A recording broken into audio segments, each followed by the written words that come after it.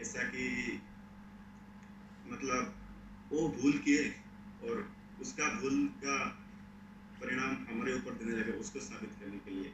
और फिर मतलब बहुत कुछ उपद्रव करने लगे, जैसे कि बलात्कार करे, जैसे कि बहुत कुछ घटिया आयम करे। तो उसमें तो स्वामी जी हमारा तिरस्कार भाव, घृणा भाव तो निकलेगा ही, क्रोध निकलेगा। इसको हमको कैसे परिवर्तित कैसे कर सकते मतलब एक गुरु के संबंध में पूछ रहे हो, किसी व्यक्ति विशेष के संबंध में पूछ रहे हैं? वो व्यक्ति से गुरु बनता है ना, गुरु भी तो व्यक्ति है स्वामी। हो? ऐसा नहीं, पहले देखो, अब आप पूछ रहे हो कि कोई व्यक्ति गलत काम करता है और किसी व्यक्ति विशेष को आप गुरु मानते हो, वो गलत काम करता है, उस संदर्भ में पूछ रहे हो क्या? हाँ हाँ, मतलब वो एग्जैक्टली। गुरु जिसको आप गुरु मानते हो वो गलत करे तो? हाँ। हाँ, हम्म। ठीक है। बहुत दिन के बाद तो उसको हम कैसे प्रेम में परिवर्तित कर सके, उस घृणा, उस क्रोध, उस तिरस्कार को।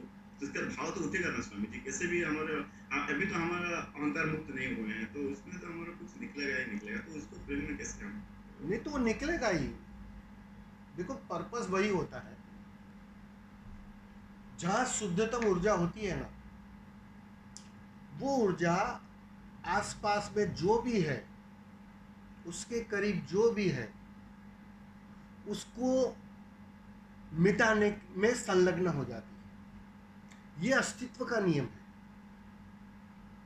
अब जैसे आग जल रही है, अब उस आग के करीब जो भी लोग जाएंगे, जो भी चीजें जाएंगी, तो आग करेगी क्या? उसे भी जलाएगी, उसे भी मिटाएगी। बिल्कुल गुरु की ऊर्जा वो काम करती है। गुरु का मतलब समझ लो, गुरु की व्याख्या समझ लो। जिसके पास अब मैं नहीं है, अहंकार नहीं है, जो शुद्धतम अवस्था में है, उसका नाम गुरु। उसको आप गुरु समझ सकते हो।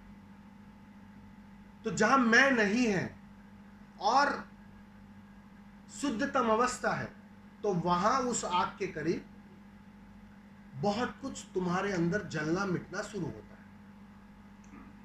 ये है कि स्वामी जी, मैं जो जिसके लिए बोल रहा हूँ कि मतलब उसके आचरण उसके पास नहीं है, तो वो गुरु नहीं बन पहली बात सकता। तो, गुरु के आचरण से तुम्हें कोई लेना देना ही नहीं। तुम जब समर्पित होते हो, समर्पण का मतलब क्या? या तो तुम समर्पित नहीं हुए हो, अभी भी तर्क चल रहा है कि ये गुरु ठीक है या नहीं ठीक है, इसमें ये खूबियां है, ये खामियां है। मन में अभी भी तर्क जारी है। तर्क और समर्पण का कोई संबंध ही नहीं है, बिल्कुल विपरीत बात है।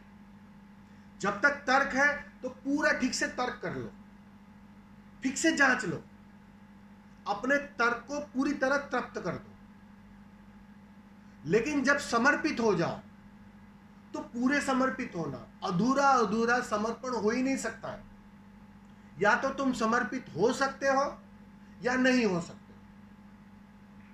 और असली कठिनाई यही होती है सारे साधकों के साथ, वो पूरा समर्पित होने को राजी नहीं होते। जिस दिन वो राजी हो जाए तो बात तो चुटकियों में बन जाए। असली बात है समर्पण की कला। अब वो समर्पण तो एक साधारण पत्थर के प्रति तुम ले आओ, बात बन जाएगी, किसी गुरु की आवश्यकता नहीं। वो पत्थर गुरु हो जाएगा। वो अपनी पत्नी के प्रति समर्पित हो जाओ, बात बन जाएगी। किसी मित्र के प्रति समर्पित हो जाओ, बात बन जाएगी।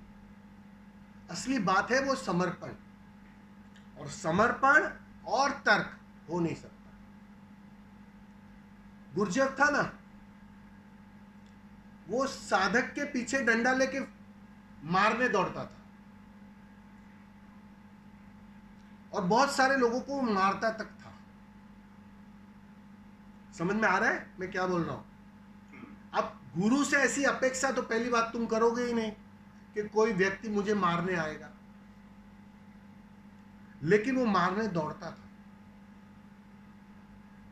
वो उसकी श्रद्धा की हर पराकाष्ठा को परखता था कि तुम वास्तव में समर्पित हो। मैं कुछ भी कहूं, तुम राजी हो? तुम्हारा समर्पण कहीं उथला उथला तो नहीं, दिखावा भर तो नहीं? मैं बिल्कुल विपरीत हूं, समझ लो तुम्हारी धारणा के। तुम कहते तो हो कि मैं समर्पित हूं, लेकिन कहीं ये मन का छलावा तो नहीं? तुम्हारा मन तुम्हें भी छलावा दे रहा है और साथ साथ में उस गुरु को भी छलावा तो नहीं कर रहा है? तो ये खेल चलते रहता है मन के अंदर। तो वो जो तर्क जब तक है तब तक बात नहीं बनेगी, तुम चिंता ही मत करो, वो बात बनेगी ही नहीं। असली बात है तुम्हारा ठीक से समर्पित हो जाना। सवाल थोड़ी है, गुरु थोड़ी कहने आता है कि तुम मेरे प्रति समर्पित हो जाओ। उसने कभी किसको नहीं कहा तुम आओ और मेरे प्रति समर्पित हो जाओ। लेकिन स्वामी जी, मैं जो गुरु का बात बोल रहा हूँ वो समर्पित होने के लिए बोलते थे। कौन? मैं जो गुरु का बात बोल रहा हूँ वो समर्पित होने के लिए बोलते थे। तो उनका बहुत सारा भाव देख के मैं उनको आसन दिया था, लेकिन जब ये सब उपद्रव होने लगे तो मन में तो घृणा भाव आएगा है स्वामी जी। तो बहुत दिन का पहले का बात बोल रहा हूँ, ये भी बात। अच्छा, वो जिस गुरु के संबंध में तुम बोल रहे हो ना? बहुत दिन पहले। नहीं, वो तो ठीक है, मैंने यही तो बोला, वो तुम्हारे पिछला अभ्यास का हिसाब था। अब तुम उस समय कुछ अलग मांग से गए थे उस गुरु के पास, अलग डिमांड थी तुम्हारी। और जब तक डिमांड से, मांग से तुम किसी के भी करीब जाओगे ना, तो तुम्हें तुम्हारा जैसा ही मिलने वाला है। ये नियम है।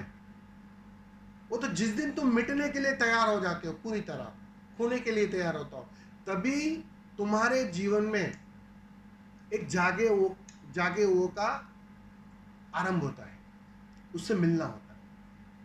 तुम्हारी मांग के आधार पर होता है वो। तुम तो बिजनेस करने गए थे, तुम तुम्हारे जैसा ही ढूंढ रहे थे, तुम्हें कुछ चाहिए था, और कुछ चाहिए था तो यहाँ तो डिमांड और सप्लाई है। तुम जो मांगते हो वो बांटने वाला यहाँ मौजूद हो जाता है। उसको फिर तुम गुरु कह दो, टीचर कह दो, कुछ भी कह दो, वो अलग बात है, तुम्हारी समस्या है। लेकिन यहाँ तुम मांगते हो वही मिलता है। ये जो झूठे गुरु चलते हैं ना जगत में, तुम गाली देते हो झूठे गुरु को, मैं तुम्हें कहता हूं तुम झूठा मांगते हो, इसलिए ये चल रहे हैं, तुम्हारी झूठी मांग के कारण। तुम्हारी मांग में कहीं गलती है। तुम अभी भी कुछ भरना चाह रहे हो, अपने को कुछ ऐड करना चाह रहे हो, तो वो ऐड करवाने वाले मिल ही जाएंगे ना, वो गोरख धंधा करने वाले मिल ही जाएंगे तुम्हें। फिर नाराज होने की जरूरत नहीं है, तुमने जो मांगा था वही तुम्हें मिला है। तो स्वामी जी, मेरे ये बोलना है कि उसी तिरस्कार तो प्रेम में कैसे परिवर्तित किया जाए? अरे वो हो ही जाएगा, जिस दिन तुम्हारा अहंकार मिट जाएगा ना, उसमें वो तिरस्कार जैसी चीज दिखेगी नहीं। उसके लिए भी करुणा आएगी, उसके लिए भी प्रेम आएगा। स्वामी जी, इसका सुबह से यही प्रश्न मुझे भी था कि कोई उसके साथ गलत किया हो लेकिन उसको अच्छा लाइन दिया है जो भी, और ये उसके प्रति अभी आक्रोश से भरा है कि उसको कुछ ना कुछ बोल देगा बोल के, नहीं, तो नहीं। उससे क्या होगा? नहीं, ठीक नहीं है वो।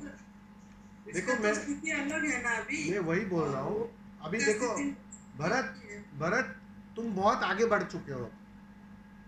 अब आगे बढ़ चुके हो तो इसका अर्थ ये नहीं है कि पिछली शिक्षा जिसने दी उसने कुछ गलती की, कि वो गलत टीचर था। ये नहीं हो सकता है। उसने भी तुम्हें बहुत मूल्यवान दिया है, उन्होंने भी तुम्हें बहुत सारी व्यर्थता साफ की है तुम्हारे जीवन के अंदर, बहुत कुछ ऐसा पढ़ाया है जो तुम्हारे अब काम आने वाला है। तो उसके प्रति क्रोध करके तो कोई मतलब ही नहीं है।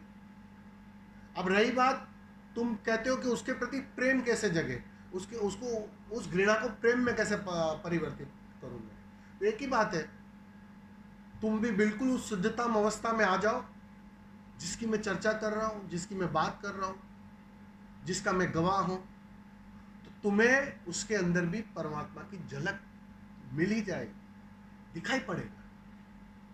गलत से गलत में वो दिखाई पड़ेगा, रावण तक में दिखाई पड़ेगा। जैसे वो दिखाई पड़ेगा, बात पूरी हो गई।